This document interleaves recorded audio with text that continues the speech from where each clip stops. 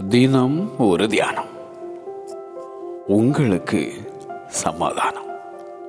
லூக்கா எழுதின சுவிசேஷம் அதிகாரம் 24 வசனம் 36.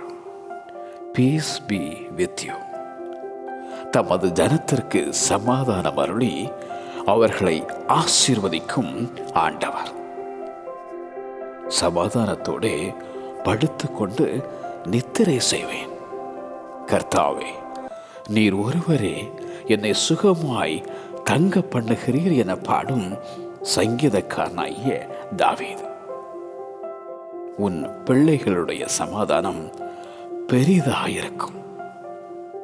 நீங்கள் மகிழ்ச்சியாய் புறப்பட்டு சமாதானமாய் கொண்டு போகப்படுவீர்கள். 12 வருஷம் பெரும்பாடுள்ள ஸ்திரீயை நீ சமாதானத்தோடே போய் உன் வேதனை நீங்கி சுகமாயிரு என்ற அந்த ஆண்டவர் இயேசு. அவர் சமாதான காரணர். அவர் நாமம் சமாதான பிரபு, சமாதானத்தின் தேவனவர். சமாதானத்தின் கர்த்தர் தாமே எப்பொழுதும் சகல விதத்திலும் உங்களுக்கு சமாதானத்தை தந்தருளுவாராக.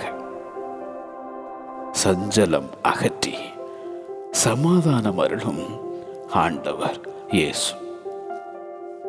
உங்களுக்கு சமாதானம், உங்களுக்கு சமாதானம். ஆமென்.